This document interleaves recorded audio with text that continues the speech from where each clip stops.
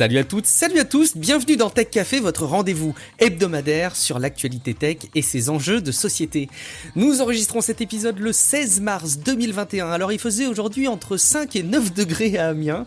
Le Bitcoin a encore pris $2000 depuis la semaine dernière et il vaut actuellement 55 581 $, très exactement au moment où j'ai vérifié tout à l'heure avant l'enregistrement de l'émission.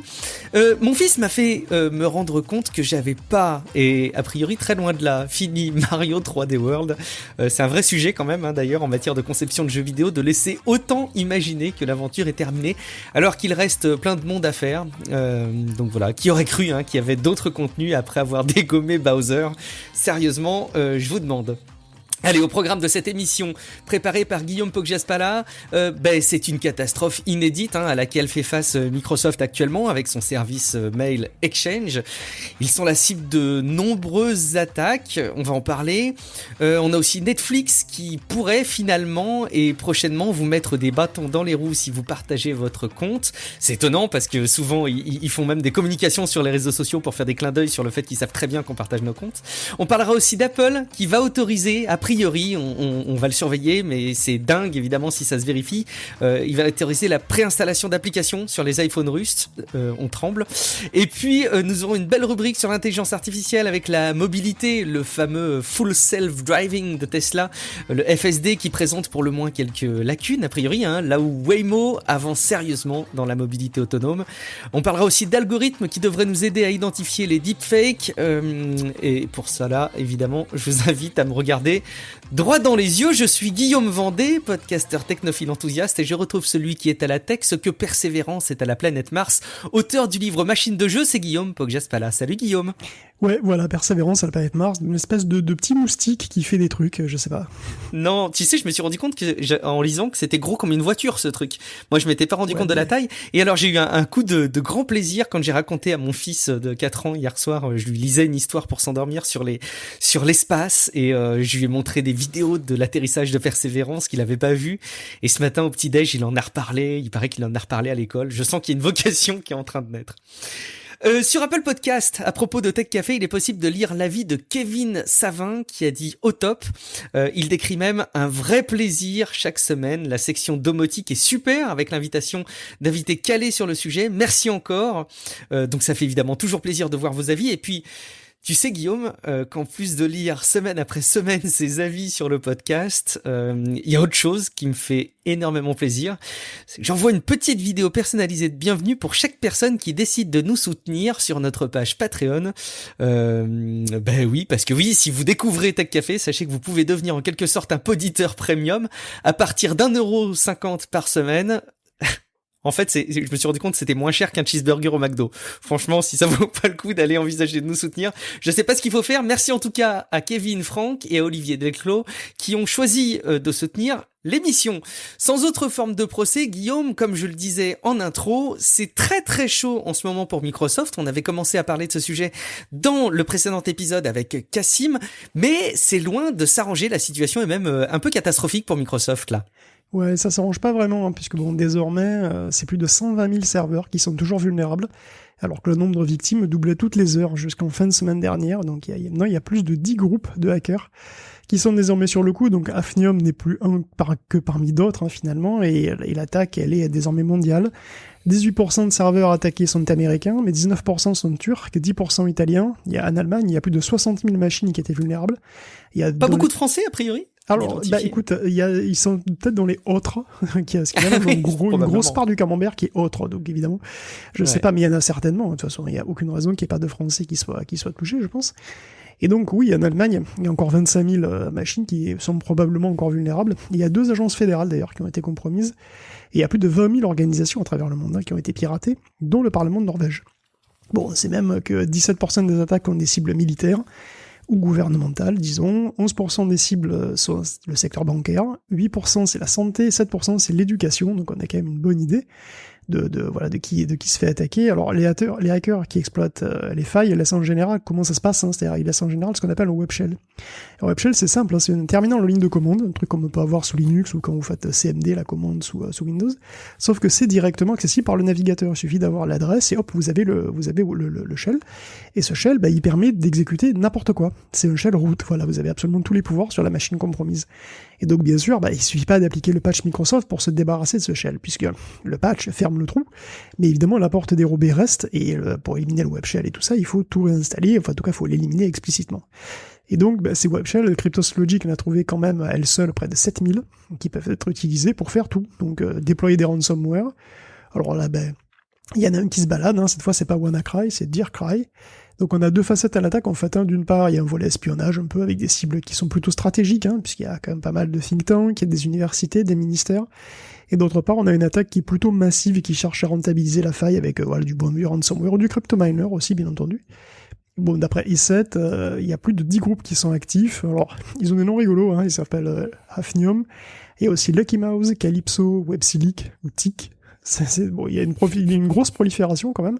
Et en fait, c'est une prolifération qui est rapide et qui est même bizarrement rapide, tu vois, parce que le timing est assez étrange. Hein. Bref, si on revient un petit peu sur la chronologie, quoi, hein, Hafnium exploitait la faille depuis le 3 janvier, au moins. Le 5, Microsoft est mis au courant. Après, il y a TIC qui exploite la faille le 28 février, suivi de très près par 3 autres groupes le 1er mars. Dontac, non, je sais pas, s'en fout. Et donc le 2 mars, Microsoft publie le patch, et le lendemain, le 3 mars, il y a quand même plus d'une dizaine de groupes qui tentent le coup, hein, donc l'exploitation devient massive, quoi, ouais. C'est vachement bizarre parce que bon, j'avais dit la dernière fois, hein, tu sais qu'il est, un patch sort, il est courant de décortiquer le patch pour savoir ce qu'il corrige, en fait, hein, et comme ça, tu peux tenter d'exploiter le trou. Pour ceux qui appliquent pas le patch, hein, et ça arrive toujours, mais bon, il faut quand même dire, en 24 heures, tu décompiles le patch, tu en fais une suite d'outils fonctionnels, c'est quand même très très très fort, c'est même carrément improbable. Donc les groupes actuellement actifs, soit ils ont acheté les outils, donc le prix, alors il faut voir que le prix des failles 0D, il est d'autant plus important que ces failles sont inconnues. Donc évidemment, une faille 0D qui est publiée, patchée, ça coûte plus rien du tout. Du coup, les prix chutent, et peut-être que tout le monde s'est jeté dessus, et que voilà, du coup, tout le monde l'a acheté. Ou alors, bon, écoute, les groupes sont en contact les uns avec les autres, se passent des infos, ce qui est pas très très, voilà, enfin, ce qui arrive pas très souvent finalement, parce que chacun roule pour soi en général dans ce milieu, mais si c'est une coalition de groupes de hackers sponsorisés par l'État chinois, il pourrait se passer les infos effectivement, et puis après il y a d'autres qui pourraient passer derrière, etc. Il y a peut-être une compète organisée par un État ennemi, tu vois, qui a dit allez les gars, grosse compète ce mois-ci, on vous donne tels accès, et celui qui fait le plus de dégâts a gagné, tu vois. C'est va savoir, écoute. Dispositif.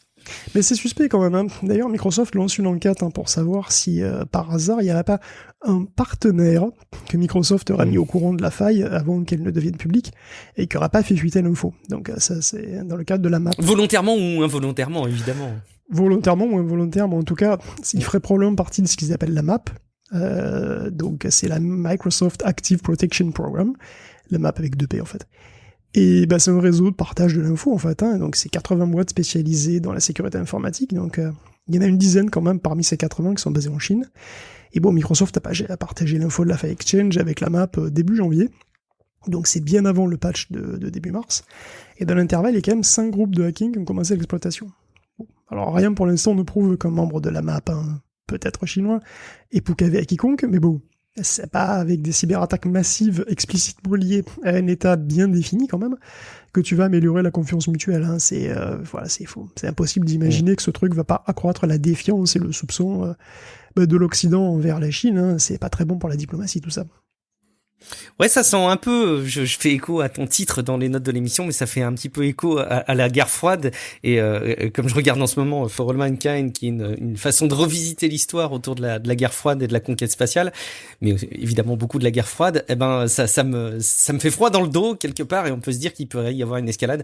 T'as vu qu'il y a la sœur de Kim Jong-un en Corée du Nord qui a aussi renouvelé des menaces à l'encontre des États-Unis aujourd'hui, même si le nom du président est pas cité, mais on sent qu'il y a vraiment cet affrontement qui est exacerbé. Les dés sont lancés, on verra combien de temps ça va durer. On espère quand même qu'un jour ou l'autre, il va y avoir une accalmie sur ces attaques, parce que ça ne peut aller que de mal en pis. On va reparler un petit peu d'Emotep, on en avait déjà parlé, Guillaume, qui n'est pas le dieu égyptien, mais plutôt une tentative de lutter contre des attaques. Ben ouais, Imhotep, c'est vrai qu'Emotep, tu vois, j'y arrive pas. Non, mais c'est vrai. Bah oui, c'est Emotep. Ouais. Donc Emotep, ouais, on avait parlé d'Emotep, hein, c'était un botnet de diffusion de malware. Alors faut pas oublier qu'il y a pas que la Chine, évidemment, et les grosses attaques géantes comme SolarWinds et compagnie, Hafnium, machin. Donc Emotep, c'était un énorme outil du cyberbanditisme, en fait, le classique, quoi, de tous les jours. Et après Emotep, c'est Trickbot, d'ailleurs, qui est quand même une valeur sûre depuis 2014, qui est en train de devenir le malware le plus répandu. Alors pourquoi? J'imagine, tu sais, leur signature depuis 2014 avec la petite écriture manuscrite comme les grands cuisiniers ou les grands chocolatiers. C'est exactement ça. C'est malware numéro 1 depuis 2014. C'est ça. Mais c'est presque ça, en fait. Sauf qu'il n'était pas numéro 1, d'ailleurs, Trickbot, il était plutôt numéro 2, mais bon, il est quand même très polyvalent. Il peut faire un petit peu ce que vous voulez sur une machine compromise, hein. Donc là, encore un crypto mining, keylogging, donc voilà, keylogging, donc c'est quand il enregistre les touches que vous tapez. Donc évidemment, c'est... A fortiori, les logins mots de passe. Il enregistre tout, y compris bien entendu les logins mots de passe. Il y a aussi les vols de coordonnées, les vols d'identifiants, etc. Donc voilà, la cybercriminalité, hein, comme dans la vie, la vraie vie matérielle, quoi, elle est grande, petite et quotidienne. Hein. On parlait de la fuite de données de santé de la semaine dernière. Le parquet de Paris a lancé une enquête judiciaire sur l'affaire. Hein. La CNIL a mis en ligne une page de conseil. Et vous pouvez porter plainte. Il y a même des lettres plaintes en PDF pour simplifier le processus que vous trouverez en ligne assez facilement. Et donc les plaintes sont remises à l'Office central de lutte contre la cybercriminalité. Et parce que bon, alors à quoi ça sert d'ailleurs, les gros volumes de données personnelles comme ça, c'est utile pour le phishing. Ça permet de connaître les gens, les adresses des gens, etc. Puis leur nom, leur petite particularité. Et puis c'est aussi utile pour les attaques combo. Donc souvent, avec plusieurs lots de données, éventuellement, hein, tu peux faire des recoupements email mot de passe. Et alors, c'est pas nécessairement les bons pour la boîte email, mais il arrive très souvent qu'on réutilise souvent les mêmes mots de passe sur divers comptes. Moi, toi, voilà, on fait beaucoup de gens comme moi, comme toi, faut sans doute peut-être, en tout cas, font l'erreur. Enfin, toi, t'as l'espace, mais non, j'utilise un gestionnaire de mots de passe, monsieur. C'est ça, et moi, je fais l'erreur. Mais je devrais pas le dire. Enfin bref, donc globalement, effectivement... Oui, c'est vrai, tu viens te griller tout seul. Il faut vite que je change tout. Quand on a un combo mot de passe email, si on peut essayer de se loguer en fait sur une multitude de comptes, souvent il y en a un ou plusieurs qui passent, quoi, tout simplement. Et donc entre ça, le hameçonnage, on peut se constituer des bases de comptes, tout simplement, comme des comptes Netflix, par exemple, qu'on peut ensuite revendre à moindre prix à la sauvette, hein. Enfin à la sauvette ou même sur des groupes Telegram ou des sites plutôt connus en vrai. Et ça, c'est de la petite criminalité, hein, ça existe depuis longtemps, et d'ailleurs, dans le cas de Netflix, peut-être que ce sera un petit peu plus difficile, comme tu disais, parce que Netflix se réveille sur le partage un peu. Parfois, ça, c'est incroyable. Parfois, un partage un peu large. Oui. Mais non, mais c'est fou parce que depuis très longtemps, Netflix en a fait un argument de communication, un argument de coolitude, que de revendiquer le fait qu'ils savent que tu partages ton accès Netflix avec tes proches et que ils vont pas te l'empêcher. Enfin bon, ils disent, ils vont bien t'expliquer que c'est pas bien légalement, mais ils en jouent dans leur communication. Et là, il semblerait que pour une fois, contrairement à d'autres fois où on avait eu des rumeurs qui ne se sont pas avérées vraies par la suite, il semblerait vraiment qu'il y ait une démarche, même s'il y a rien d'effectif encore. Honnêtement, justement, tu sais, bon, c'est vrai que ce partage un peu large, un petit peu des comptes Netflix, qui est fait, avec les potes, bon, c'est bien stipulé sur le contrat que vous avez souscrit quand vous avez pris Netflix, que seules les personnes qui vivent avec vous peuvent bénéficier de votre compte. Donc, pas les potes, pas les potes de potes, etc. C'est explicitement interdit, en fait. Bon. C'est vrai que Netflix ferme les yeux un peu là-dessus. Il est quand même en train de tester apparemment une vérification, donc sans doute par adresse IP, c'est très simple en fait. Hein. Donc vous êtes bien sous le même toit, avec un code de vérification par mail, si jamais c'est pas le cas, s'il y a un problème. Alors c'est un truc facile à contourner en fait. Hein. Si vous connaissez personnellement le titulaire du compte, vous lui demandez c'est quoi le code. Un petit coup de fil et c'est bon. Mais bon, si c'est un compte volé, c'est beaucoup moins facile. Donc si la mesure se généralise, en fait, elle pourrait lutter beaucoup plus contre le marché noir de compte Netflix que contre le prêt entre potes, qui semblerait toujours relativement toléré, à voir. Ouais, ce qui serait pas plus mal finalement parce qu'on peut pas se satisfaire qu'il y ait un piratage comme ça à l'encontre des services. Et il faut reconnaître quand même que il y a la période qui fluctue, mais je reconnais que je suis, moi ça m'agaçait de pirater. J'appelais de mes vœux une licence globale qui n'est jamais venue et qui ne viendra jamais, bien évidemment. Mais il y avait quand même à l'époque, quand tu voulais consulter des séries, des films, il était très très facile et c'était même la meilleure solution et la plus économique évidemment de pirater. Mais depuis qu'il y a Netflix, moi j'avoue que ça a été une solution qui certes ne me permet pas de consulter tout ce que j'aimerais voir dans le monde et tout ce qui existe. En même temps, est-ce que j'en aurai un jour la possibilité? Je ne sais pas. Mais par contre, l'expérience utilisateur, elle est clé parce que tu lances Netflix, tu as ton abonnement et tu as plaisir de pouvoir consulter à volonté ton contenu. Et évidemment, ça a été un argument très très fort pour lutter contre le piratage dans une certaine mesure. Oui, après c'est toujours la même idée que bon, la prolifération de ce genre d'offres va tuer ce truc-là et ça va redoper d'ailleurs le on piratage. Le constate déjà parce que bon, avec tu peux pas... notamment Disney+. Oui, les gens s'abonnent à 1, 2, 3 trucs après ils en ont marre. Après faut pas déconner, c'est ça. C'est sûr. Mais moi-même, j'avais testé, tu vois, pendant 2 mois YouTube Premium, ce que je trouve d'ailleurs être une hérésie parce que je pense que je passe beaucoup trop de temps de très mauvaise qualité sur YouTube et en plus j'améliorais l'expérience pour passer du temps de mauvaise qualité. Tu vois, c'est comme si tu disais, je regarde une télé-réalité, je regarde les Marseillais, je sais pas quoi, et en plus je veux le regarder avec de la haute qualité et surtout sans la pub, avec une expérience frite avec la sauce, mais super size. C'est ça.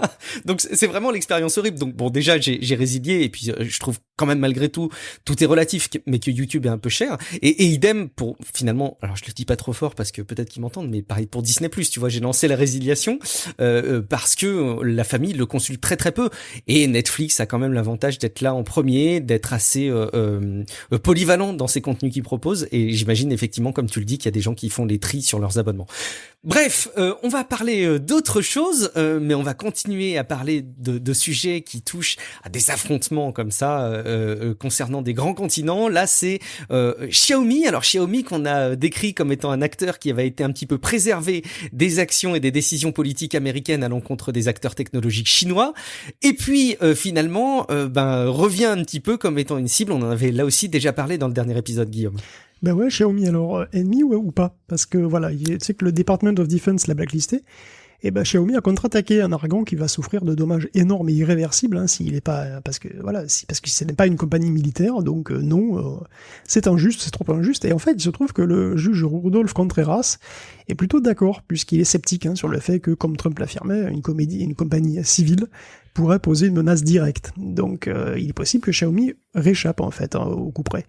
Donc... Ce qui d'un point de vue de la défense est pas forcément plus valable que la même défense qui serait portée par un Huawei par exemple, parce qu'effectivement on peut imaginer qu'il y a plus de sensibilité sur la sécurité pour un acteur technologique qui t'apporte ses smartphones d'un côté mais aussi ses grosses antennes que tu vas mettre partout dans ton pays pour que tout le monde puisse se connecter, mais malgré tout il y a pas plus de fondement sur un Xiaomi, un Huawei ou quel que soit l'acteur chinois. Il y a pas plus de preuves d'ailleurs. Alors, il y a clairement pas plus de preuves. Je pense que Xiaomi, je sais pas s'il fait des infrastructures 5G, puisque c'était quand même le cœur du problème avec Huawei, il me semble bien. C'est ça, donc, c'est ça. Bref. Alors, qu'est-ce qui ferait que ce serait sensible aux oreilles d'un juge dans le cas de Xiaomi et pas dans le cas de Huawei? Bon, évidemment, on a compris la différence quand même entre les deux, mais bon. Et il me semble que Xiaomi fait que des produits grand public, effectivement, et pas d'infrastructure. J'ai vérifié pendant qu'on continue.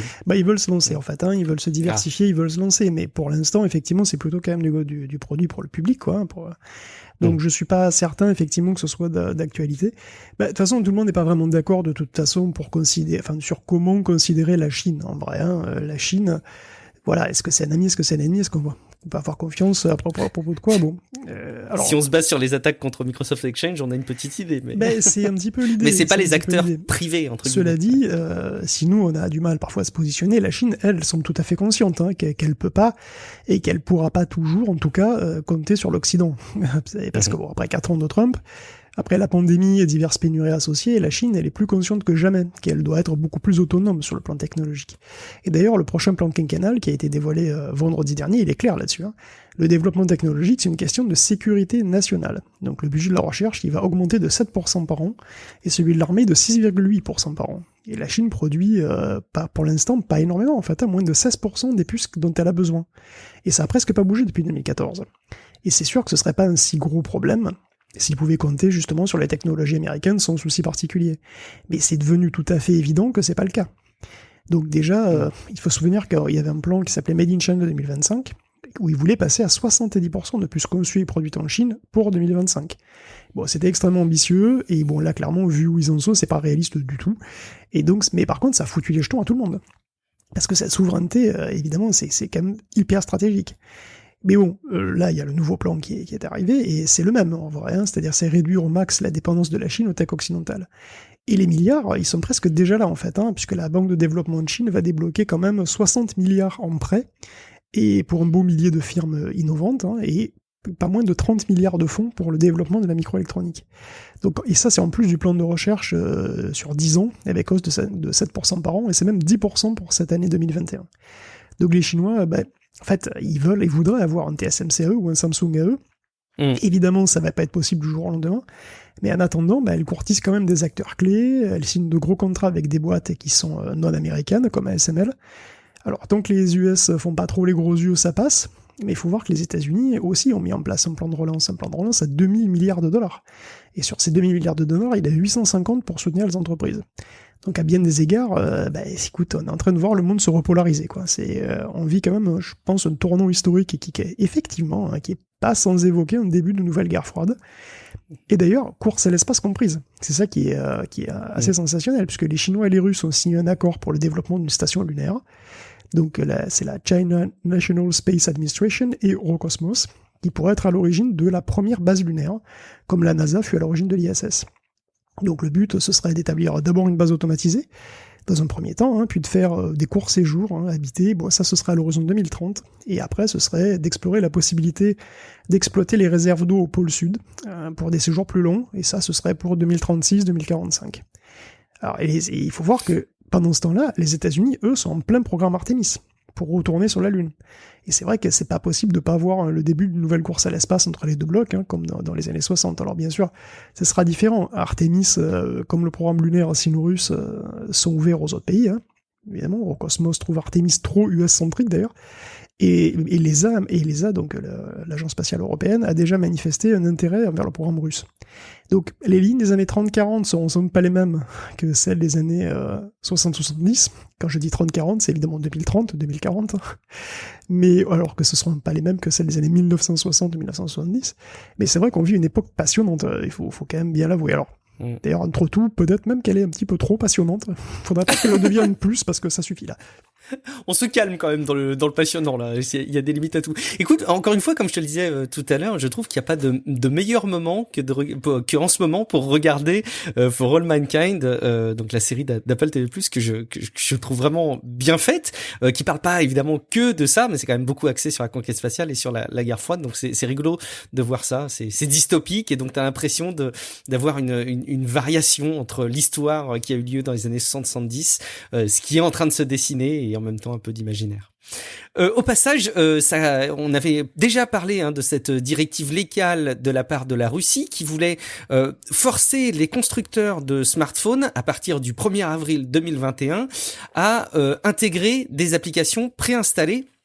Alors, il s'avère qu'il y a eu un article là qui est tombé tout à l'heure de 9to5Mac qui a été partagé par Walt Mossberg qui dit si c'est vrai, c'est terrible, mais effectivement Apple devrait a priori permettre à la Russie de préinstaller les applications qu'ils veulent sur les iPhones. En gros, on sait pas exactement quelle est l'implication sur le plan technologique à ce stade, mais ce qu'on suppute à ce stade, c'est que le lancement d'iOS pour la première fois pour les futures versions donc d'iOS qui pourraient arriver à partir de septembre, intégrerait de la suggestion au lancement de l'application pour installer des applications, c'est-à-dire qui seraient pas forcément préinstallées, mais ça pourrait être en gros des options qui te sont rendues possibles. Alors tu peux décocher, bien heureusement, tu peux aussi supprimer des applications a posteriori, mais c'est marrant de voir que la Russie pourrait obtenir gain de cause. Est-ce que tu y crois, toi? Est-ce que ça pourrait être le cas dans les semaines à venir que Apple propose ça sur les iPhones russes?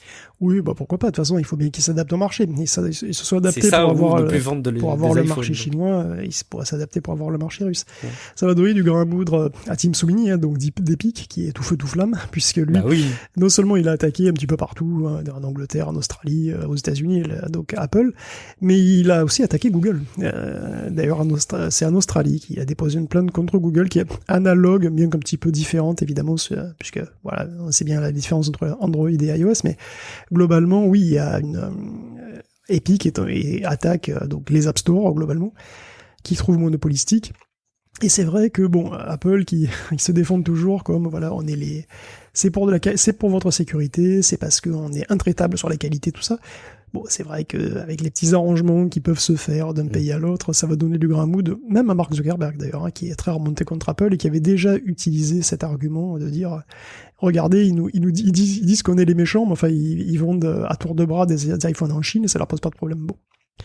C'est pas complètement faux. Et quelque part, je t'avoue que quand on creuse le sujet, je trouve pas ça forcément mal, forcément. On va partir du principe qu'une application comme Tous Anti-Covid soit efficace. Admettons. Ok, c'est une vue de l'esprit, mais admettons. Demain, si on a une application qui est efficace face à une pandémie et qu'elle peut être préinstallée sur les smartphones qui sont proposés par Apple, mais aussi ceux qui sont proposés par avec d'autres OS, moi finalement, je me réjouis et je me dis que c'est plutôt positif. Oui, mais préinstaller des applis, ça se fait depuis très longtemps. Enfin, je veux dire, il faut voir de quoi sont classiques. Pas sur iPhone, en fait, mais... sur Android, oui, bien sûr, c'est le cas. Sur Android, il faut voir de quoi sont claviers les téléphones quand tu les achètes souvent. Enfin, parfois. Bien sûr. Toujours, vrai acheter un smartphone Samsung, vous allez avoir du Google, du Samsung, du Microsoft. Vous avez un peu de tout dedans, hein, d'ailleurs. Bon. On continue peut-être avec notre démarche à l'encontre de l'espace, Guillaume. Et oui, on parle d'espace. Impossible de pas parler donc du côté privé aussi de l'espace, qui est un truc qui différencie bien notre époque des années 60 quand même, hein, puisque donc SpaceX a un petit peu expliqué l'explosion de son proto spaceship SN10. Donc le truc est arrivé un peu trop vite en vrai, donc il s'est cassé une patte et du coup il a endommagé la base. Et bon ben voilà, c'est un truc endommagé, fuite, boum. Bon. Donc le problème apparemment ce serait un problème de pressurisation des réservoirs d'hélium et de méthane, hein, qui serait à l'origine. Bon, voilà, ça a pas l'air facile à résoudre. Bon, apparemment il s'est planté. On verra sur SN11. En tout cas, ils vont y arriver de toute façon. Oui, bon, écoute, espérons qu'ils soient prêts pour 2023. Pour le cas, en tout cas pour Yusaku Maezawa. Donc, oui, Yusaku Maezawa, c'est le japonais qui finance le premier vol privé autour de la Lune. C'est vrai. Donc, il cherchait un équipage pour l'accompagner et il a reçu plein de candidats. En fait, c'est pas lui qui faisait un concours pour des filles. Il voulait pas être accompagné par des filles pendant un temps, non? Je confonds peut-être. Non, je crois que c'est, je crois que c'est lui. Attends, est-ce que je confonds? C'était lui, hein. Il me semble. J'ai un doute, mais il me semblait bien que c'était lui, effectivement, qui avait lancé un concours un peu sulfureux, un peu bizarre. Innocent. Enfin bon, en tout cas, il a reçu, t'inquiète pas, des milliers, des centaines de milliers de candidatures. Il y a que 8 places, hein. Et si vous voulez candidater, c'est trop tard. Voilà. Bon, c'était jusqu'au week-end dernier. Bon, pour le moment, de toute façon, c'est vrai que Spaceship donne pas très envie de monter à bord, hein, mais bon, voilà, il reste encore. Voilà, t'inquiète pas, il reste encore 2 ans de proto à tuer, donc ça va aller. Et puis bon, il n'y a pas que Spaceship. Ça paraît court en fait, mais bon. Pardon, vas-y. Oui. Ça paraît court en fait, 2 ans effectivement. On espère qu'il y aura pas un peu de retard parce que si on te dit je vais monter dans un truc qui 2 ans plus tôt explosé à mort, c'est pas rassurant. Mais enfin bon, bref. Écoute, de toute façon il y a pas que SpaceX dans la vie en fait. Il y a une quantité aussi de plus petites boîtes, hein, qui travaillent dans le secteur. Mais bon, c'est vrai qu'il y a assez peu qui sont sur le développement de fusées proprement dites et de propulseurs de moteurs. Parce que c'est quand même très cher, c'est pas évident. On voit à quel point c'est pas évident, hein, et à quel point ça peut être coûteux. Donc SpaceX a cassé les prix quand même, hein, déjà pour envoyer des trucs dans l'espace. Et bon, faire encore moins cher et exister donc face à SpaceX, pour l'instant, c'est pas évident. Donc le truc, c'est peut-être que de viser la bonne catégorie. La bonne catégorie, ce sera celle des poids moyens, puisque Falcon 9 est plutôt un poids lourd, puisque c'est 22 tonnes au maximum. Et bon, il n'y a pas à tel point qu'il paraît que souvent, la fusée, elle est pas pleine à rabord. Donc partant de ce constat, et de celui de la généralisation des constellations de satellites aussi, il y a Rocket Lab qui envisage de produire un nouveau réacteur qui s'appelle le Neutron. Parce qu'en fait, ils en ont déjà un de réacteur, il s'appelle l'Electron, et comme on peut s'en douter, il est plus petit. Voilà, il propulse une charge utile de 300 kg max, donc c'est bon pour les tout petits satellites, hein. Mais bon, entre le gros fret de Falcon 9 et les poids plumes comme lui, Rocket Lab veut se faire une place, hein, et c'est avec Neutron qu'il devra envoyer 8 tonnes. Donc entre les 7 millions de dollars que coûte le vol de l'Electron et les 60 millions de dollars que coûte le vol de Falcon 9, Neutron pourra se faire une place en fait, tout simplement. Et s'il le fait, il pourra même limite battre SpaceX au prix kilo lancé. Donc voilà, c'est peut-être encore un acteur, hein, qui rendrait l'espace encore plus accessible. Donc voilà, c'est quand même une époque passionnante qu'on vit, hein. Bon, c'est dommage qu'on la vive avec des masques et du gel qui pue, mais voilà, ça peut être un peu l'ambiance, mais c'est une époque passionnante. C'est vrai, mais heureusement qu'on peut les enlever et être tranquillement chez soi pour regarder toutes ces belles infos que tu nous sélectionnes, Guillaume, et dont on peut parler dans Tech Café. Allez, une autre catégorie de news qu'on va commencer dès maintenant, c'est celle des intelligences artificielles. Alors, on en avait parlé à plusieurs reprises dans Tech Café d'hier. Là, j'ai l'impression que ça fait quelques temps qu'on n'a pas eu un aussi beau tunnel sur le sujet, et il y a pas mal d'actualités qui tournent autour de l'IA. À commencer, évidemment, on parle de SpaceX, on va parler de Tesla, toutes les deux des firmes d'Elon Musk, pour laquelle il y a une grande promesse, c'est le full self-driving total complete qui fait que en gros ta voiture vit plus que toi en toute autonomie, et en fait va peut-être falloir se calmer, Guillaume, du coup. Ben oui, pourquoi ne pas embrayer avec Tesla? C'est tellement journalistique, faut que je me méfie quand même, hein. Je fais un mauvais coton, hein, je trouve. Non, fais pas ça, faut pas aller jusque-là. Donc Tesla, oui, qui va déployer donc plus largement son full self-driving et le proposer pour 10 000 $, donc à plus de clients. Alors quand je dis full self-driving, vous pensez sans doute, hein, on se demande pourquoi, que c'est une fonction où votre voiture devient totalement autonome. Voilà, rapport peut-être au full, au self et au driving. Oui, c'est vrai. Bon. M'aurait-on menti? En fait, non, c'est une appellation commerciale, full self-driving. Et c'est pas moi qui le dis, c'est Tesla, puisque le California Department Vehicle, enfin le California Department of Vehicle, ou je sais pas, enfin le DMV, voilà. Donc il a demandé des précisions un petit peu à Tesla quand même en fin d'année dernière, puisqu'il voulait quand même en savoir plus, à savoir quelles préconisations Tesla allait donner, rapport à la sécurité, tout ça. Bon, il a eu donc 2 échanges de lettres en novembre et décembre, et il y a un site qui s'appelle PlayInside, qui est un site donc qui publie des trucs tout transparents, qui publie des trucs qui sont pas vraiment privés. Enfin, je sais pas si c'est pas privé, mais je pense que comme c'est une instance publique, ça doit pas être privé. Et donc il a publié les réponses de Tesla. Et on y lit noir sur blanc que le produit full self-driving n'est considéré que comme une assistance de niveau 2. Alors, rappelez-vous, Waymo est un niveau 4, est une conduite autonome de niveau 4. Et le niveau 5, c'est celui qui définit la voiture totalement autonome comme un humain, c'est-à-dire sur n'importe quelle route, dans n'importe quel type de situation, etc. Donc, d'après Tesla, le full self-driving, il est donc dans la même case, en gros, que le régulateur de vitesse ou le système qui garde sa file sur l'autoroute, tu vois, mais pas bien au-dessus, en fait. C'est à se demander s'il n'y a pas une coquille, finalement, là-dedans. C'est assez étonnant, mais il écrit aussi qu'il ne compte pas faire de progrès significatifs qui pourraient transférer la responsabilité du pilotage totalement à la machine. Et que le système continue d'être une assistante à la conduite de niveau 2, je cite. D'autant que, toujours dans les courriers, hein, Tesla admet que le système peine à gérer tout un tas de trucs. En vrai, hein, les travaux, les objets statiques en plein milieu de la route, les débris, les machins comme ça, les poubelles, le mauvais temps aussi, les voies non cartographiées, les intersections complexes et mal indiquées, et bien sûr, les chauffards, les autres chauffeurs qui te trollent, hein, qui font exprès ou même pas de t'emmerder. Mais ça, c'est quand même pas mal de trucs de la vraie vie, quand même. Hein. Bah oui, c'est un peu le quotidien quand tu conduis. Et a priori, ce serait peut-être difficile d'y arriver, mais il y en a d'autres qui semblent plutôt bien y arriver, finalement. Ce qui est clair, en tout cas, c'est que le full self-driving de Tesla ne dispense en aucun cas le chauffeur d'une vigilance constante. Donc s'il y a un crash et que t'es pas attentif, en fait, t'es en tort, voilà, et puis c'est tout, même si la voiture conduisait. Et Tesla, donc les Tesla peuvent se conduire en vrai, hein, toutes seules, presque à 100% de San Francisco à Los Angeles, on l'a vu faire. Seulement, Tesla ne prend aucun engagement sur le niveau de fiabilité de son système, ni même sur le temps qu'il lui faudra pour atteindre des niveaux supérieurs de fiabilité, hein, c'est clair. Donc la réponse de Tesla indique que d'ailleurs elle semble indiquer que ce sera un peu long, et sans aucun doute beaucoup plus long que fin 2021 comme l'avait annoncé Elon. Bon, est-ce que c'est une surprise ça par contre? Que Elon était un petit peu optimiste. Vas-y.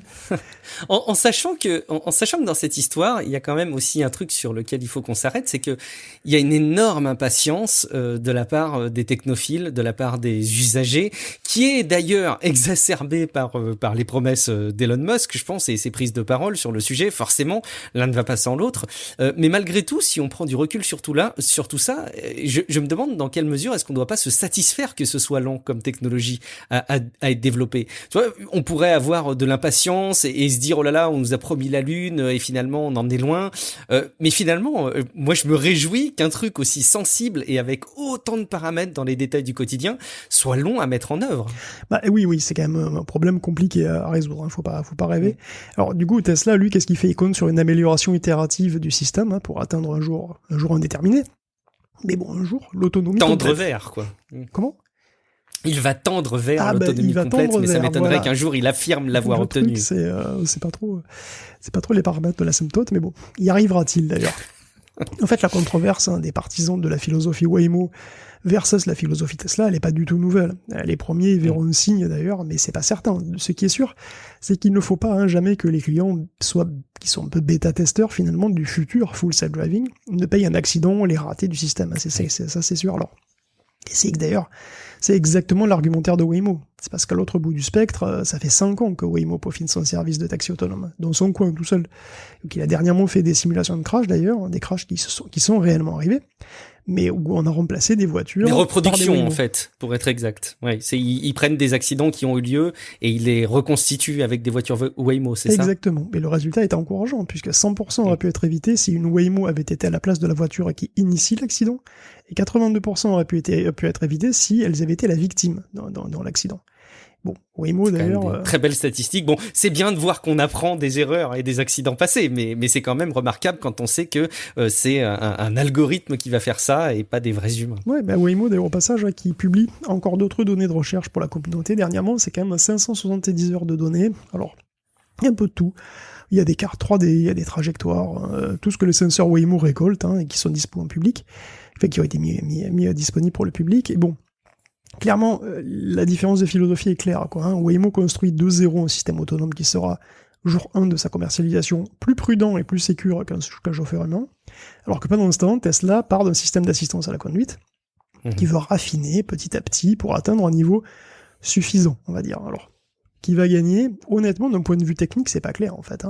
Par contre, d'un point de vue de sécurité... Et ça dépend à quelle échéance on se place aussi pour savoir qui a gagné. Aussi, bien sûr, oui, tout à fait. Ça dépend, mais, tu vois, qui va gagner la course, en fait. C'est pas du tout clair, en vrai. Bon, en tout cas, j'en suis pas complètement certain. Par contre, ce qui est sûr, c'est que d'un point de vue sécurité, on peut avoir des doutes, parce que ce que dit le CEO de Waymo, c'est on aura beau prévenir un conducteur, vraiment le briefer avant, enfin, si sa voiture parcourt 200 km sans souci, il y a quand même de bonnes chances pour qu'au kilomètre 201, il soit pas d'une attention parfaite s'il arrive une grosse couille. Enfin, c'est pas exactement ce qu'il dit, mais ce qu'il dit en substance.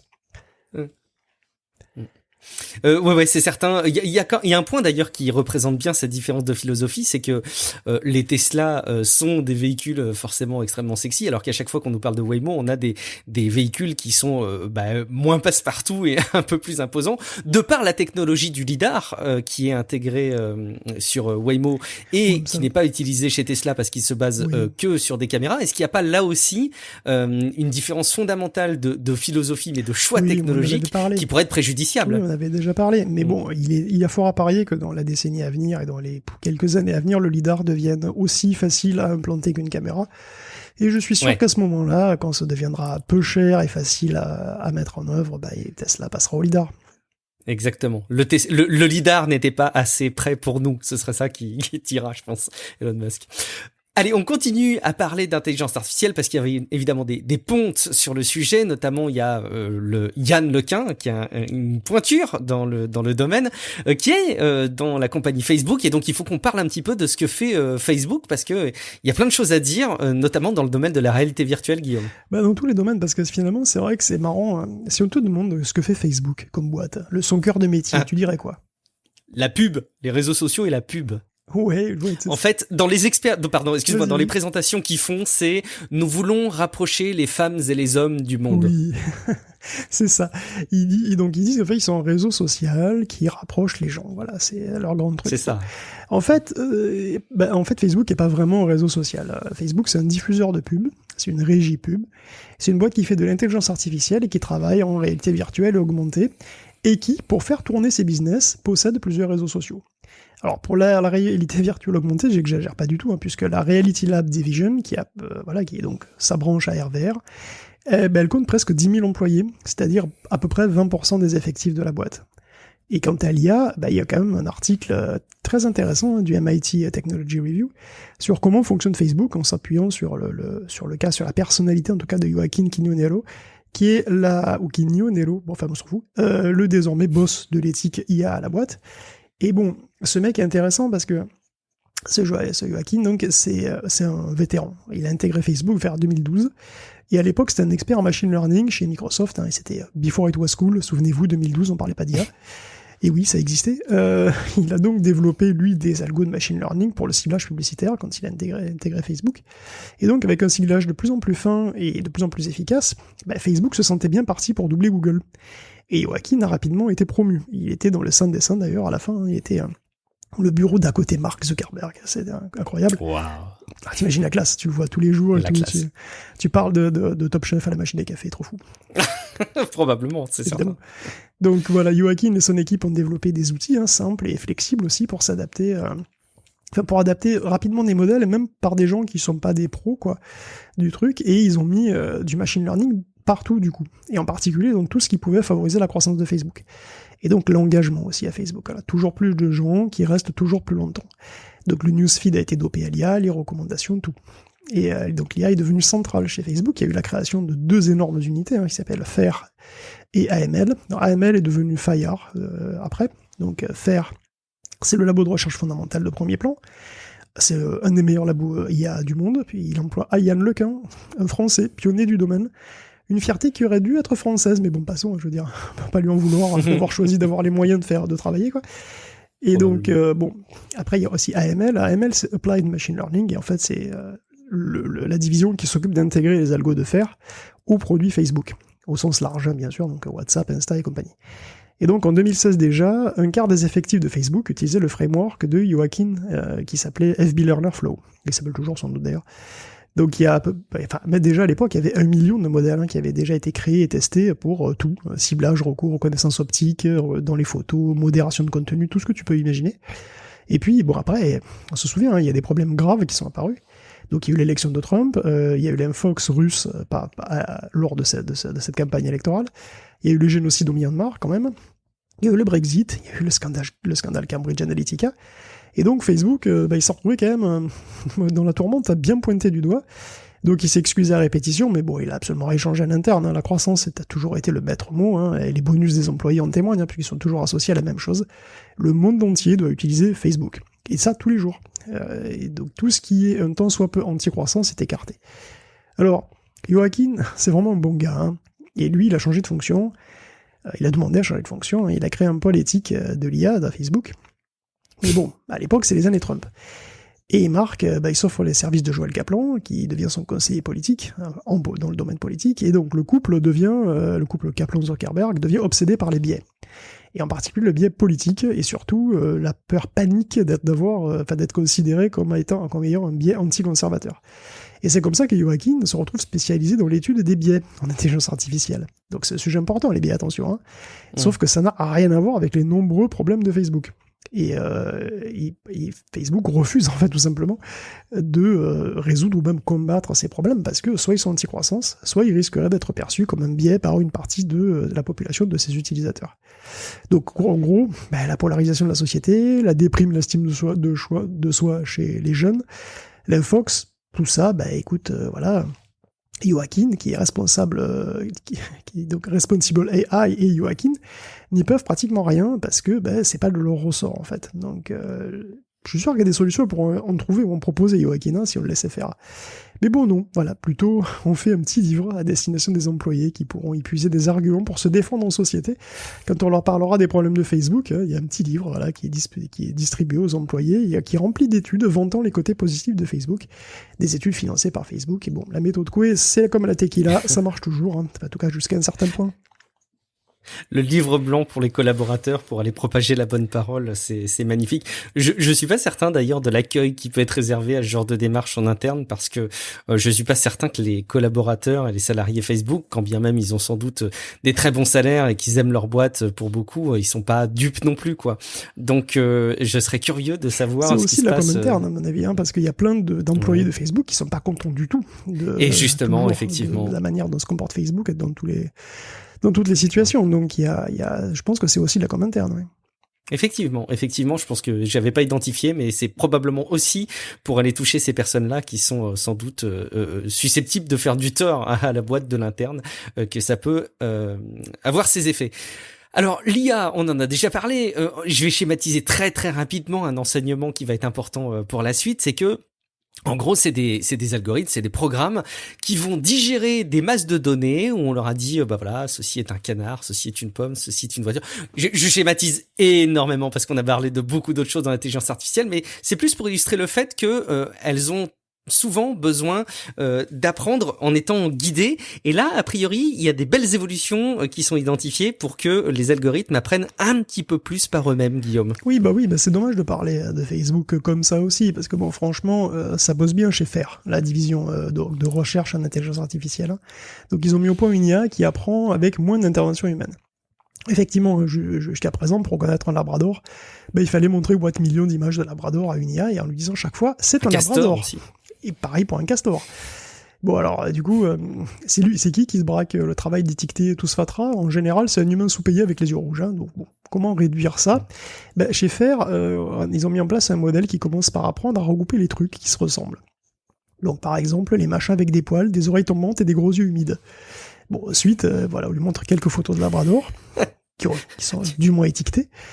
Étiqueté labrador, hein, et bon après il récupère tout seul les photos qu'on lui présente comme étant labrador, et il repère tout seul qu'elles sont analogues à la catégorie de gros machins poilus avec des yeux humides, qui deviennent dès lors en labrador. Par exemple comme ma grand-mère, quoi. Oui, mais ça c'est chacun.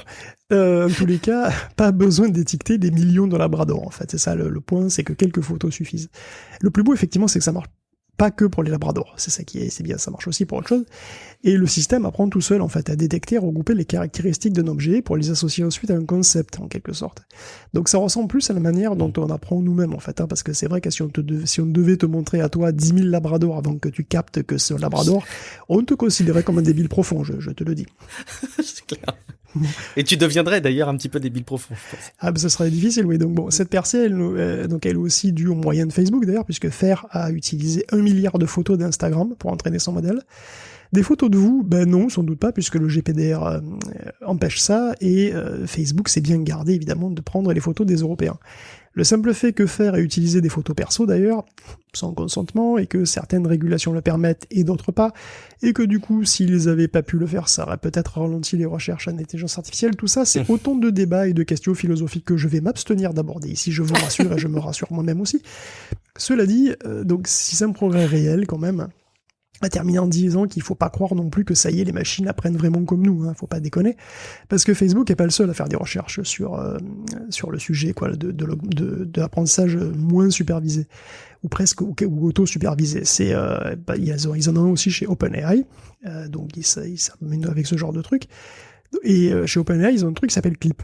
Bon, Clip, il est plutôt efficace, il est très versatile.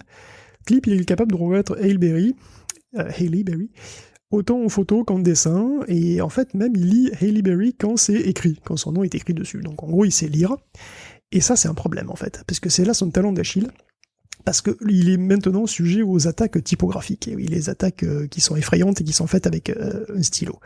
Oui, un stylo, parce que pour le coup, quand tu montes une Granny Smith à Clip, il reconnaît une Granny Smith. Mais quand tu montres à Clip une Granny Smith avec un sticker écrit tronçonneuse, il dit que c'est une tronçonneuse. Je trouve ça et génial. quand tu lui montres une tronçonneuse, mais que tu rajoutes des petits symboles $ partout, il te dit que c'est une tirelire. Donc Clip, il est un petit peu confus dans sa tête. L'IA de Facebook sera peut-être tout autant. Alors bon, il faut quand même garder la tête froide. Ce que j'aime bien, c'est qu'il y a quelque chose, quand on regarde les images, là où ils trompent les pommes, etc. Je veux dire, c'est une pomme, connard. Ça donne vraiment envie de lui apprendre la vie. Le pauvre.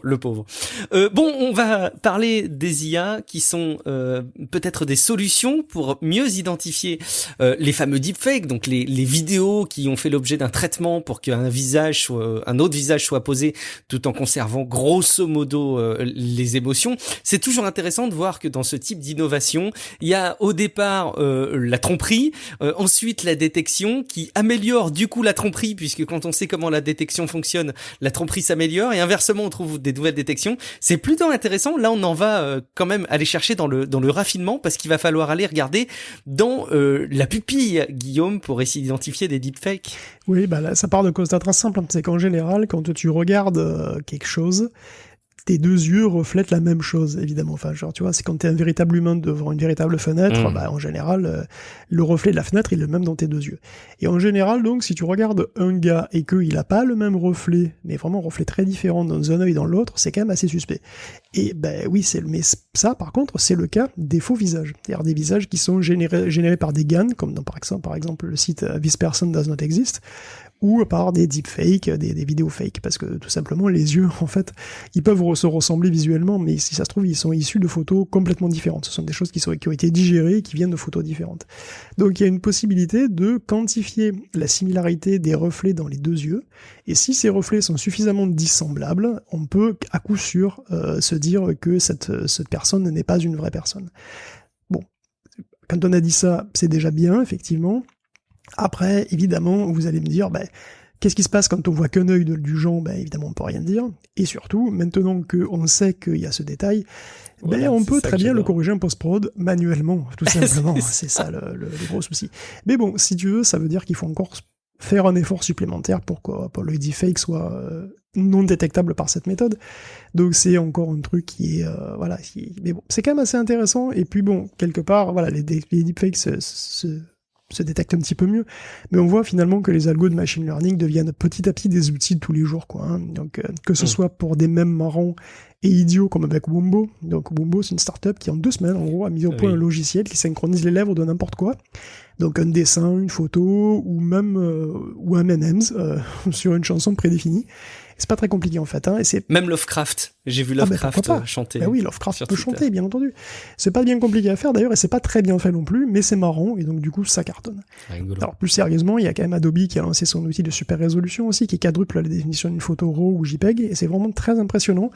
Bon, je vais aller voir la vidéo, je peux pas trop vous en parler plus à l'oral, c'est difficile, mais en tous les cas, c'est vraiment un outil qui peut s'avérer intéressant pour améliorer la qualité des photos. Au plus votre photo est belle en plus, au plus votre photo est de haute résolution, au plus c'est impressionnant, c'est assez incroyable. Et c'est du DLSS, un peu de photos. Ouais, c'est exactement ça, c'est du DLSS de photos. Oui, c'est exactement ça en fait, l'algorithme. C'est entraîné à voir des photos en basse et en haute résolution, et du coup il peut imaginer ce que ça serait, quoi, tout simplement parce qu'il a assimilé des milliards de détails, enfin des milliards de caractéristiques d'images en basse et en haute résolution. Donc quand il reconnaît une de ces caractéristiques en basse résolution, il peut inférer entre quelles caractéristiques et quelle autre elle se trouve, et il peut donc en cracher une, quoi. Ce qui est génial, c'est que Photoshop est donc de cette même société est déjà très bon pour agrandir les images de manière plutôt propre. Tu vois, il fait pas que étaler les pixels bêtement, il le fait déjà proprement, mais j'imagine que là, d'après ce que je voyais dans l'article et les témoignages, ça a l'air bien plus bluffant, en fait. Ouais, il y a déjà plein d'algorithmes d'upscaling, hein. C'est juste encore meilleur que ce qui se faisait, quoi. Ouais. Impressionnant. Et puis un dernier élément autour de la reconnaissance faciale nocturne, pour le coup. Oui, c'est vrai. Encore plus sérieusement, du coup, l'armée est en train d'entraîner des systèmes de reconnaissance faciale dans le noir. Pourquoi pas? En fait, il suffit d'entraîner des machines avec des images issues de dispositifs de vision nocturne, alors donc que ce soit donc de l'infrarouge ou des amplificateurs de lumière. Donc évidemment, pour ça, comme d'habitude, il faut beaucoup de visages, et c'est vrai que pour l'instant, l'armée n'a pas tant que ça, parce que là, l'armée, donc la DARPA, ils ont quelque chose comme 500 000 images de 395 personnes en mode nuit, donc ça pèse pas bien lourd. C'est encore balbutiant, mais je parierais que ça va se développer très vite, après tout. Qui a besoin de lumière? Moi peut-être, hein, mais les robots, osef la nuit. Hein. T'as besoin de lumière, Guillaume? T'as besoin de luminothérapie, peut-être, pour être plus en forme? Ah là là. Oui. Si vous voulez contribuer au bien-être de Guillaume, peut-être participer à Patreon pour qu'il puisse financer un appareil de luminothérapie, ça lui fera du bien. Oui, ça lui fera du bien. Tu parlais de lip sync, donc cette technologie qui synchronise les lèvres avec les propos tenus. C'est une technologie qu'on va retrouver dans notre première news de la rubrique jeux vidéo, et on va la retrouver du côté de chez Vive, Guillaume. Bah oui, HTC a annoncé donc pour son casque de réalité virtuelle, le Vive Pro en particulier, c'est une espèce de capteur un petit peu bizarre qui se place sur le bas du casque et qui filme votre bas de visage en fait, donc vos lèvres mais aussi vos mâchoires et votre menton, tout ça. Et ce qu'il fait donc, c'est qu'il utilise des caméras infrarouges pour faire ça, et en fait, il envoie les données à une API, et cette API est capable d'en déduire la position de vos lèvres et donc de transcrire sur votre avatar votre expression faciale. Et c'est vraiment bluffant. Génial. En fait, il y a une vidéo qui montre comment ça fonctionne. Donc le truc, c'est quand vous tirez la langue, pour faire tirer la langue, quand vous souriez, et voilà. Enfin, en gros, toutes vos expressions sont retranscrites de manière vraiment fidèle sur des avatars qui peuvent être des avatars complètement cartoon, bien sûr, c'est pas forcément votre tête, évidemment. Et puis en plus, il a aussi annoncé donc une 3e génération de ces trackers, donc les trackers palmaires, ces trucs-là qui détectent aussi la position des doigts et de vos bras aussi. Il peut évidemment inférer la position de vos bras. Ce qui fait qu'au final, vous avez droit, avec le Vive Pro, vous avez droit à un avatar qui bouge comme vous, enfin dont le corps et les bras et les mains bougent comme vous, et qui en plus, dans la position de la tête est retranscrite par le casque, et dont la position de toute toute la mâchoire est retranscrite par ce nouveau machin là, ce nouveau truc qui s'appelle le Vive Facial Tracker, qui coûte $130. Et au final, bah oui, vous avez clairement un avatar crédible qui, c'est sûr, suscite plus d'empathie, vraiment, et plus de connexion qu'un avatar fixe et statique. Et c'est pas un hasard, ce genre de truc va probablement se démocratiser, puisque Mark Zuckerberg a dit, il y a pas très longtemps, en fait, la semaine dernière, que c'était une des priorités d'Oculus et de la division VR de Facebook, de faire de la capture des yeux, donc du suivi de regard, et du suivi d'expression faciale aussi, pour les plaquer sur des avatars virtuels. C'était une priorité. C'est vrai, quand tu joues déjà avec les Mimoji, là, tu sais, sur iPhone, déjà tu trouves ça rigolo, tu trouves ça sympa de voir qu'il y a un peu d'interaction, mais tu vois bien que le truc, il est limité à mort. Tu peux pas ouvrir beaucoup la bouche, t'as pas une variété d'ouvertures de bouche très différentes. Et j'imagine l'effet waouh que ça doit être. Et tu sais que Mark Zuckerberg identifiait la réalité virtuelle comme à terme une solution, une forme de téléportation. Je commence à en voir les dessins, parce que quand tu arrives à aussi bien restituer la présence de quelqu'un, pourquoi pas à distance, en tout cas en ligne, c'est intéressant. Bon, il y a encore du boulot, là on parle juste des lèvres, mais il y a sans doute encore beaucoup de boulot sur plein d'autres aspects. Bon, tu vas nous parler d'une introduction en bourse, alors d'une société, je suis désolé Guillaume, ma culture vidéoludique est vraiment très mauvaise, je ne connaissais pas Roblox. Et pourtant, Roblox, c'est un gros blox, il faut dire ce qu'il est. Parce que donc déjà, c'est une société qui, quand même, qui veut donc rentrer en bourse, qui veut devenir publique, et qui a donc fait une IPO à $45 milliards. 45 milliards de dollars, c'est quand même 18 fois le prix d'achat de Minecraft. Ce qui est absolument incroyable. Alors qu'est-ce que c'est Roblox ? Roblox n'est pas un jeu, du tout. Roblox, c'est une plateforme de développement de jeux, en fait. Donc c'est une sorte de Unity, mais de Unity ultra facile à utiliser, totalement visuel, enfin pas totalement visuel, tu peux faire scripter c'est scripté en Lua, je crois.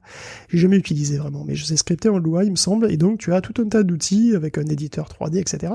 Et en vérité, il n'y a pas un jeu Roblox du tout, il y a des millions de jeux Roblox. Mais vraiment des millions, je veux dire 18 millions. Il y a 18 millions d'expériences qui ont été générées par les utilisateurs de Roblox. Alors 90% des gens passent des heures sur les 1000 premiers, c'est-à-dire évidemment il y a 18 millions de trucs, mais il y en a jamais autant évidemment qui sont utilisés. Cela dit, il y a des millions de joueurs quotidiens à Roblox. C'est des joueurs qui sont très jeunes en général, puisqu'il y en a 25% qui ont moins de 9 ans, il y en a 29% qui ont entre 9 et 12 ans, et il y a 13% de 13-16, et en réalité, il y a que 14% de joueurs qui ont plus de 25 ans, qui jouent à Roblox. Roblox, ça se joue sur mobile. Non, j'ai jamais testé. Ouais. Non, ça se joue sur mobile. J'allais dire, est-ce que tu as des références de titres qui seraient très très connus, qui s'appuieraient sur Roblox ? Bah, il y a un petit peu tout, en fait. Il y a un truc qui s'appelle Roblox, il y a un truc qui s'appelle, à la Call of Duty, je sais plus comment ça s'appelle. Et il y a des jeux de shoot, il y a des jeux de course, il y a des jeux rigolos, il y a des jeux enfin, tu peux faire à peu près tous les trucs, en fait. Tu peux faire des jeux comme tu veux sur Roblox. Roblox est une plateforme, tout simplement, de développement. Et c'est une plateforme de développement qui est monstrueuse, puisque c'est 45 milliards de dollars. Ça le place entre Electronic Arts et Activision. Donc c'est vraiment monstrueux, en fait, hein. Activision est à 72 milliards. Et donc c'est un truc qui rémunère les programmeurs, enfin ceux qui font les jeux, et qui cherchent encore un peu un modèle économique quand même, mais c'est un truc qui, avec la pandémie, a atteint les 37 millions de joueurs quotidiens. Wow. Donc c'est absolument monstrueux, et Roblox c'est un vrai phénomène qui a encore été accéléré par la pandémie, ce qui explique en partie cette valuation boursière qui est stratosphérique. Roblox est dispo partout, hein, Android, partout. Console, PC, Android, App Store. tout ce que tu veux, oui. C'est incroyable. Merci, je connaissais pas du tout le titre. On va terminer avec, forcément un petit peu pour terminer de crypto-monnaie, de la RTX, Guillaume. Ouais, je fais un petit tunnel crypto très très vite fait. En fait, j'avais dit la dernière fois que les cartes RTX 3060 elles seraient bridées par Nvidia pour pas qu'on puisse miner de l'Ethereum dessus. Et j'ai vu passer une news qui disait que les Chinois avaient déjà réussi à casser le code et à miner de l'Ethereum quand même. Et en fait, ce n'est pas le cas. Ce n'est pas le cas. Et non, il y a eu un update. Il semblerait que les photos d'écran qui étaient prises par des mineurs à 50 mégahash là, par seconde, en fait, ce soit un autre algorithme proche d'Ethereum, mais qui n'est pas du tout Ethereum. Ce serait de l'Octopus. Octopus, c'est l'algo de Conflux, et c'est une sorte de concurrent à Ethereum qui est basé sur un autre graphe, qui est aussi ASIC résistant, hein, comme Ethereum, et donc ce n'est pas Ethereum, et donc il semblerait que la protection ne fonctionne que pour Ethereum, du coup, et que du coup tu puisses quand même miner autre chose. Cela dit, le bridage reste actif, en tout cas pour Ethereum. Ça n'a apparemment pas encore été craqué. Je sais pas quand ça le sera, quoi. Bon, écoute, on verra. De toute façon, il y a pas mal de trucs qui se passent comme d'habitude avec les crypto-monnaies. Il y a l'Inde qui a un projet de loi pour interdire les crypto-monnaies, toutes. Pour interdire d'ailleurs non seulement le minage, mais même le fait de posséder une crypto-monnaie, ce qui est quand même c'est assez violent, puisque ce serait la loi la plus contraignante du monde, en fait, hein. Donc pour l'instant c'est un projet, mais comme le gouvernement a une confortable majorité au Parlement, il y a une bonne chance que ça passe en vrai. Donc c'est tout à fait possible. Et d'ailleurs, bon, voilà, il y a Bitmain aussi d'ailleurs, qui est un fabricant d'ASIC qui voit ça d'un assez mauvais œil. Bitmain, c'est assez marrant, c'est un Chinois qui est pas très réglo. En fait, il a essayé de piquer des mecs à TSMC, de piquer des ingénieurs. Et TSMC a répondu en le faisant passer en dessous de la pile. La pile des demandes pour fabriquer des composants. Parce que bon, évidemment, TSMC, ils sont sous l'eau en ce moment, et c'est logique, hein, tout le monde se bat pour les chaînes de production. Donc les crypto-ASIC, hein, dont la demande varie quand même beaucoup en fonction des fluctuations du marché, ça passe après les GPU, quoi, donc et aussi les mobiles, etc. Et donc voilà, parce que bon, le problème s'arrange pas, hein, un dernier fini là-dessus. Qualcomm est d'ailleurs le dernier à être victime de la pénurie, et la pénurie est de plus en plus sévère. Dans son cas, d'ailleurs, c'est Huawei qui est hors jeu, qui donc lui rapporte énormément de commandes. Et c'est des commandes auxquelles il a du mal à répondre, donc en particulier sur l'entrée et le milieu de gamme. Et bon, voilà, donc c'est assez rigolo, hein. Là-bas, tu sais, dans les composants comme ailleurs, c'est pareil que pour le PQ, en fait, hein. Il y a des comportements d'achat compulsif, tout le monde fait des stocks de tout, même des composants basiques, et ça accentue encore le problème. Et parallèlement, t'as la sécheresse à Taïwan. Comme le PQ et les pâtes, tu nous avais fait un article dans la newsletter à l'époque, ouais. On avait notre newsletter où tu nous avais relayé effectivement cette étude qui montrait à quel point le manque visuel de grands trucs volumineux dans les rayons accélère les mouvements et voire même les crée, les empire. Je trouvais ça génial. Après oui, c'est compréhensible, et puis surtout que parallèlement t'as la sécheresse à Taïwan qui s'arrange pas, c'est la pire depuis 56 ans. Et alors, malgré ça, les dirigeants assurent qu'il y aura assez d'eau jusqu'en mai, en faisant un peu attention. Il faut voir que le secteur des semi-conducteurs ils les font venir par beaucoup, camion en plus. Mais c'est pas le seul, hein. Il y a le textile, l'agriculture aussi. En fait, 70% de l'eau en fait va à l'agriculture et 20% à l'industrie. Et donc il reste que 10%. C'est presque rassurant. Il y a que 10% qui vont à la consommation des ménages. Mais du coup, ça veut dire que si tu manges à cher comme ils font là certaines terres, ça aide. Donc en fait, ils rationnent de l'eau déjà, hein. Mais bon, c'est une situation qui pourrait ne plus être exceptionnelle très longtemps, puisque il a quand même plu 2 fois moins sur Taïwan en 2020 qu'en 2019. Et les typhons, en gros, d'habitude ils en ont 3 ou 4 chaque année. Là, ils en ont eu que dalle, ils en ont eu 0. Donc, Bon, écoute, c'est une note trop triste pour que je rebondisse sur ces éléments pour notre planète, Guillaume. Parlons d'OVH alors. OVH, ça repart. Tu voulais en parler un petit peu ? Ouais, oui, il y a eu un gros incendie, vous n'avez pas pu manquer ça, il y a eu un gros incendie qui a ravagé une partie du centre de Strasbourg d'OVH. Donc, je fais une petite parenthèse, c'était la blague d'ailleurs sur les réseaux sociaux. Dès qu'il y avait un truc qui plantait, la blague qui revenait tout de suite, c'est vous étiez hébergé chez OVH. Ça a coupé des millions de sites à travers le monde entier quand même. C'était assez fort. Donc donc en gros, il y avait 4 gros machins, 4 gros secteurs. Le secteur 1 a été partiellement touché, le secteur 2 a été détruit, et les 3 et 4 ont été préservés, sauf bien sûr il a fallu couper le courant. Et donc là, ils sont en train de redémarrer petit à petit, remettre la tension, c'est des hautes tensions en fait, c'est des gros machins en tension, c'est vraiment, c'est pas évident quoi. Donc voilà, il y a le 14 mars, il y a une page qui récapitule la situation, donc si vous êtes hébergé chez OVH, il y a une page exprès où ils disent, où ils ont des petits calendriers de relance comme ça, et aussi où ils disent, est-ce que qu'est-ce qui est récupérable, qu'est-ce qui n'est pas, parce que les backups, quand il y a des trucs détruits, parfois il y a des trucs qui sont pas récupérables, donc à voir. Malheureusement, ça arrive. T'as vu, quand tu tapes OVH status dans Google, t'as directement dans le niveau 0 des résultats, t'as déjà des informations dans les résultats de recherche. Non, mais c'est vital pour beaucoup d'entreprises, en fait. C'est vrai qu'on se rend pas compte de ce que ça représente, l'hébergeur OVH, pour le nombre de services, effectivement.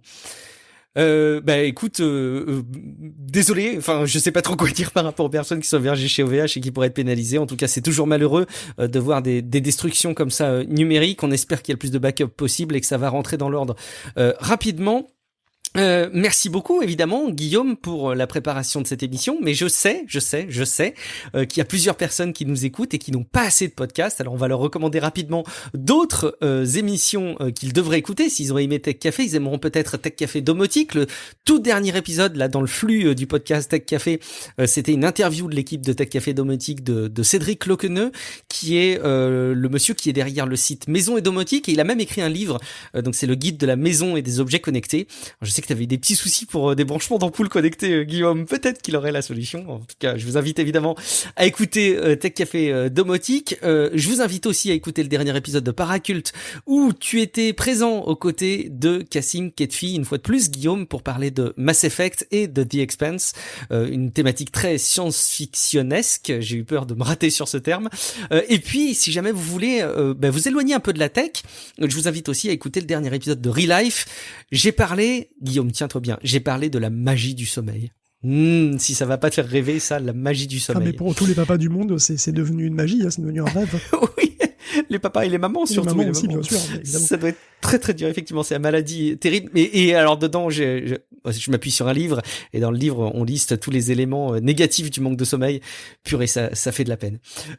En attendant, je voulais juste aussi vous inviter à réagir à l'émission. Alors vous pouvez le faire en commentaire sur techcafé.fr. Vous pouvez bien évidemment déposer un commentaire sur Apple Podcast, ça compte beaucoup pour nous.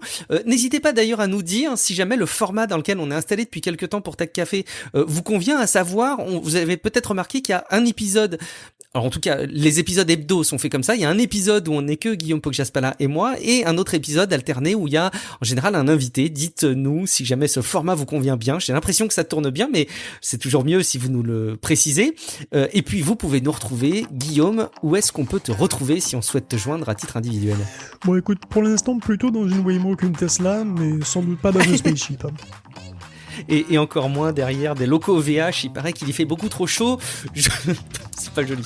Je suis Guillaume Vendée, vous me retrouvez sur guillaumevendée.fr, @guillaumevendée sur Twitter et Instagram, et même dans ma newsletter.guillaumevendée.fr.